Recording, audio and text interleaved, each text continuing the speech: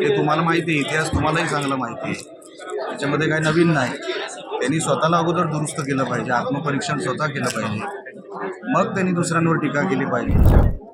ताकद ही शिवसेनेची दिवसेंदिवस वाढते. सन्मान्य शिंदे साहेबांच्या नेतृत्वावर विश्वास सगळ्यांना आहे.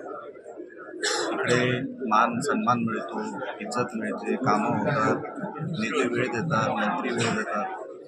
मतदारसंघामध्ये जे आपण शब्द दिलेले असतात निवडणुकीला सगळं आपण पूर्ण करू शकतो.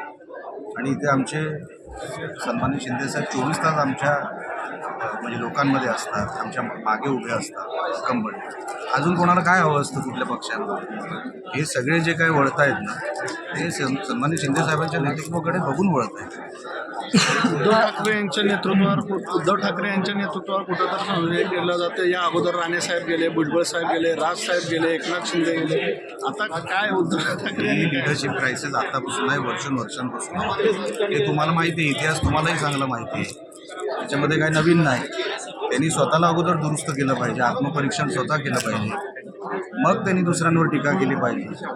आपले सगळं रिकामं होत चाललंय आणि आपण दुसऱ्या भरलेल्या घराकडे आपण बघून कुठं दाखवतो, हे बरोबर नाही. सर, खासदारानंतर आमदार नगरसेवक पण येण्याची शक्यता आहे.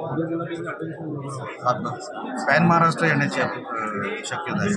नुसतं मुंबई वगैरे नाही, आमदार तर येतीलच, कॉर्पोरेटर पण येतील जिथे जिथे आहेत महाराष्ट्रामध्ये. सर्व ठिकाणी असं म्हटलं जाते की संजय राऊतांच्या भाषेमुळे शिवसेना उद्धव ठाकरे यांना होणारच ना. अशा एक माणसामुळे जिथे त्याची भाषा बघा, शिवराळ भाषा, काय माणूस बोलतो, कोणाबद्दल बोलतो, काहीतरी मर्यादा ठेवल्या पाहिजे ना. त्या माणसामुळे वाट लागली.